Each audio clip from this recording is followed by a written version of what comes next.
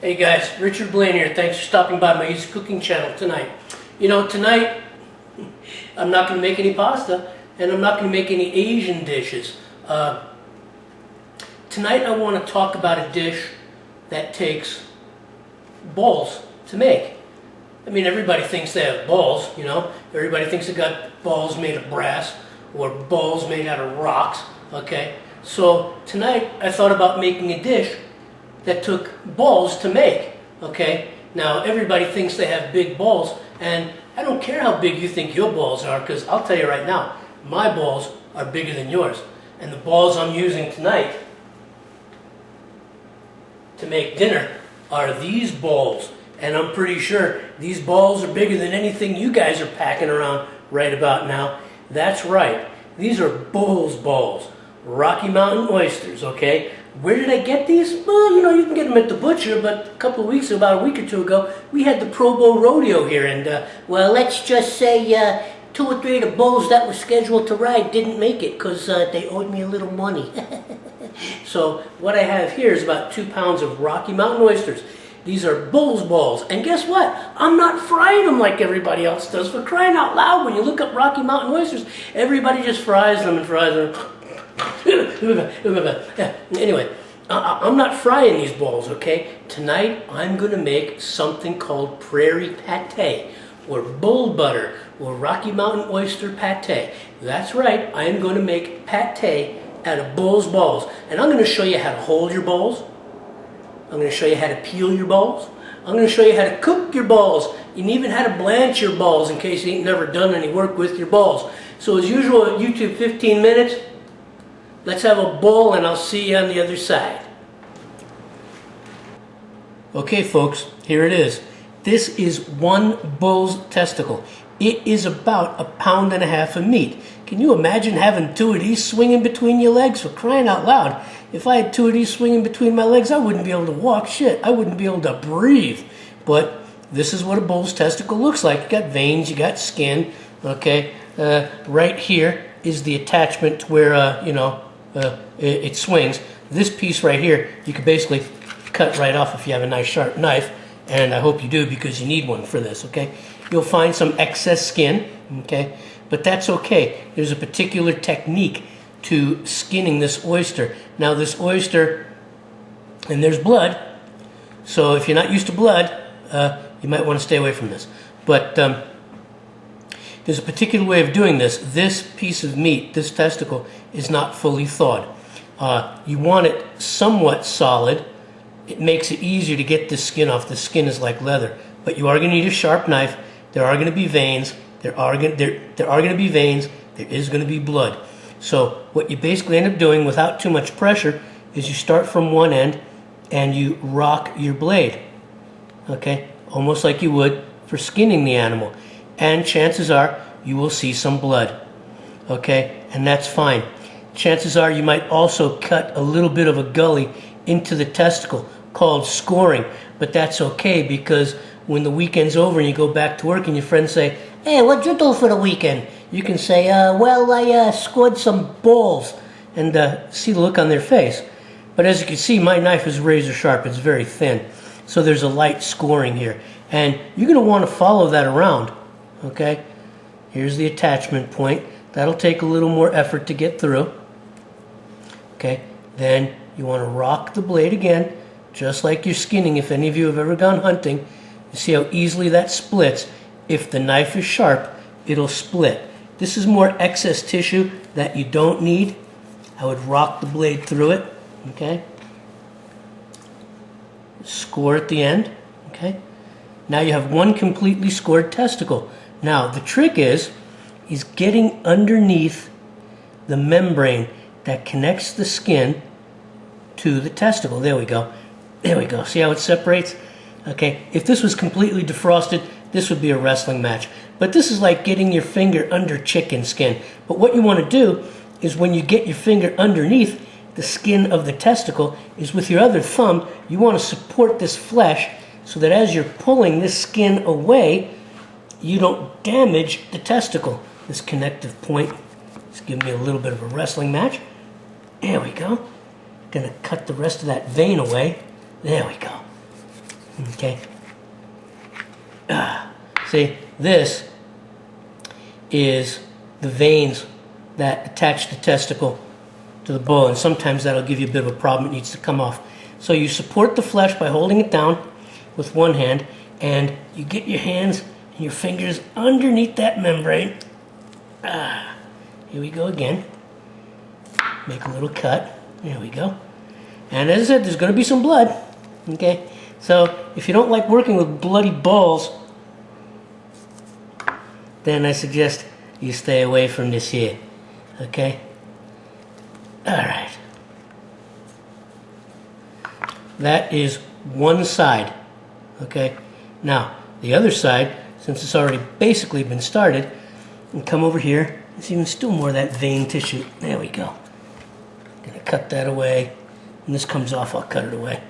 Alright? You wanna get your finger, here we go, underneath that skin. There we go. Support here so you can peel the skin off. Here we go. There we go. And there you have it.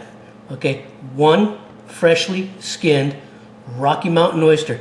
This is now about 1 pound of meat, and that's all we're going to work with, because this 1 pound of meat, along with the other ingredients, will produce 3 to 5 cups of pate. This blood has to be rinsed off, and so I am going to rinse that off right now, and then we're going to move on to the other step of brining this in salt water for about 2 hours to get the excess blood and impurities out of this ball. So I hope you enjoyed watching me skin this ball, and let's have a ball making some pate.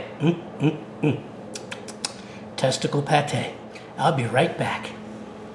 Okay guys, there's the ball. There's the one bull's ball. I weighed it. It's exactly a pound actually, and right now it's sitting in just a little bit over a half a gallon of water with about a tablespoon of salt. And that salt is going to help pull out any impurities in the testicle itself. Okay, now I'm going to have to let it sit in there for a minimum of 2 hours, and I'm also going to add about a tablespoon of white vinegar, or maybe even some lemon juice for a little acid to assist in the purification. You can use these. So there's the oyster right there. That's some of the impurities coming out. Actually, the salt water brining for 2 hours got most of the impurities and blood out. So I'm only going to blanch this here for about 2 or 3 minutes so it doesn't get too rubbery. But there it is, one perfect Rocky Mountain oyster. I'm going to let this blanch for about 2 more minutes, and then we're going to cut it thin. We're going to fry it in a pan, and then we're going to grind it up into a lovely testicle pate. I'll tell you what, this recipe just drives me nuts. How's about you? But making it, guys, so here we got one big bowl, okay? One perfectly shaped bull testicle, okay? It's still kind of soft. If you blanch it too long, it's going to get kind of rubbery, and that's not the consistency we want when making this pate. So you take a nice sharp knife, and you make some thin slices, okay? 1/4 of an inch, or even thinner, okay? Because remember, you are cutting ball, see? Nice slice, all right? Doesn't that look yummy? Cut ball, all right? Now, the trick is that the thinner the cut, the quicker they'll cook in the oil, but I find for what we need here, 1/4 of an inch is just about right, okay? And here we go. There we go. Get the knife underneath it, see? There we go. And we'll end up frying it in peanut oil in 1 or 2 batches. It depends on the size of the skillet. I'm using a 12-inch skillet, so I'll probably get to do the whole thing in one shot. There we go. Look at that. Look at that. This is such a ball to make. All right. You know, regular chicken liver pate is fun, and beef liver pate is fun, but sometimes you got to be a little more unique and go out and get some balls, okay? And that's what cooking is all about, is balls. This is the last cut. This one's going to be a little thicker than a quarter, but that's okay. And they're going to cook in peanut oil. You could dust them with flour. I'm not going to. And they'll take about 2 or 3 minutes per side. They're nice and flashy. And I'm going to rinse these off one more time, and then we're going to fry them. So hold on tight.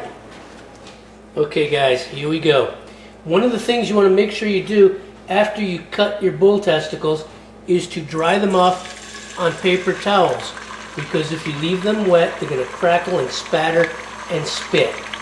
Now I've got this peanut oil on a medium heat, probably around 300, 325, and I'm going to lower it just a little bit while I'm putting these testicles in. Okay. Get these nut slices in there. Yep, I'll be able to do the whole ball in one pan. Okay. There we go. I'm going to let these ball slices fry for about 3 minutes on each side. Medium heat's doing good. I'm using peanut oil. Now let me be clear, okay? Rocky Mountain oyster recipes are not diet recipes, okay? This pate is not a diet recipe. This is peanut oil, then we have eggs going in, okay? And we have butter going in.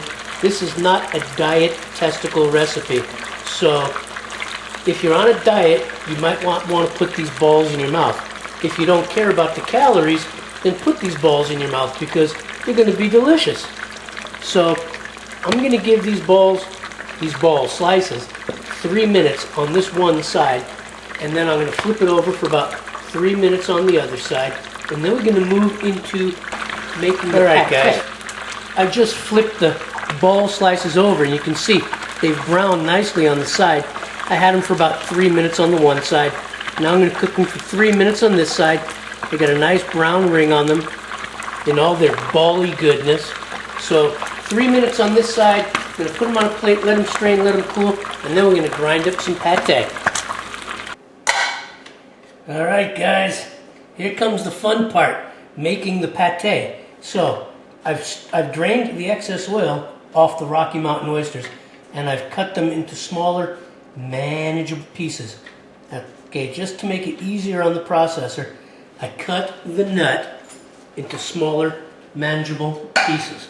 Okay, now to the Rocky Mountain oyster, I'm going to add 12 tablespoons. That is a stick and a half of butter. Except in this case, I'm using ghee. Okay, get those whey solids out of there. Okay, and to that, I'm going to add some onion, regular brown onion.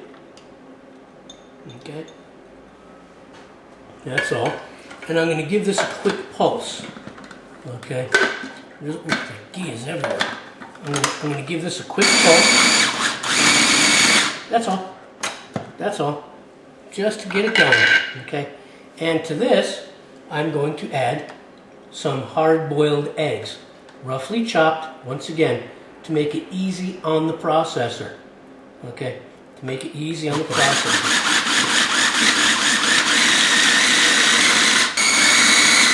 Okay, that's all for that step. Okay, now we are going to add some toasted walnuts that I toasted this morning. You could use plain walnuts, but then again, the flavor would be rather plain. And we're going to add some chicken stock to get everything to move. Okay, there we go. And I'm going to grind this down. And we're almost done. Just a few more ingredients. A little fresh nutmeg, a little bit of lemon juice, okay, some garlic, roughly chopped, some salt, have to have the salt, okay, a little bit of cayenne powder, not too much, we're not going for super heat here, okay, but just a little bit, okay, and I'm going to put the lid back on. I'm going to grind this down a little bit.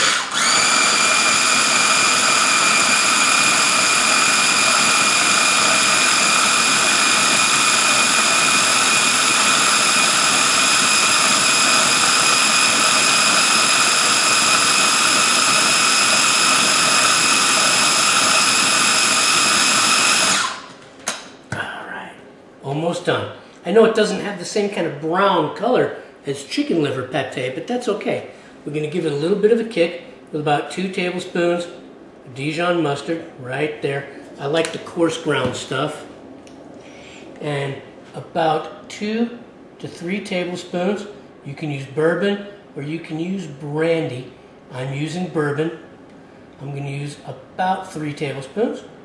Okay. Give it a little bit of a kick. And I am going to pulse this down, and then I'm going to let it grind down into a smooth consistency. Okay guys, there you have it. 2 tureen dishes of Bull's Balls Rocky Mountain Oyster Pate.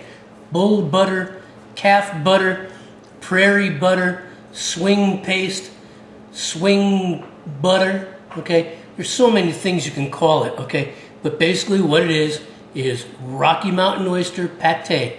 Bull's Balls Pate with lots of delicious spices, okay? Now what I have to do is I have to put this in my refrigerator for about 4 or 5 hours for it to get solid, because remember, there's a lot of ghee in there. And then when I'm ready to serve it, I'll take it out and serve it at room temperature. My little mini processor is good for about, I think it's a 6-cup processor, and right here, these both right here are about 3 cups each. Okay, so here it is. I hope you have the balls to make this recipe. I hope you can find the balls to make this recipe, either at your local supermarket or butcher. It just takes balls to make and balls to eat, but it certainly is delicious, and the flavor will drive you nuts. I want to thank you for stopping by. I'll see you on the next video. Take care. Hey guys, Richard Blaine here. Thanks for stopping by my Easy Cooking channel tonight. I just thought I'd mix it up, okay, and make something a little bit different, because you know my specialties are Asian and Italian, and I just thought I would take some balls in the hand and make something a little bit different. Something that would drive you a little bit nuts. Something that takes a little balls to make. So I hope you enjoyed this recipe. I hope you make this recipe. I want to thank you for stopping by, and I'll see you on my next video. Take care.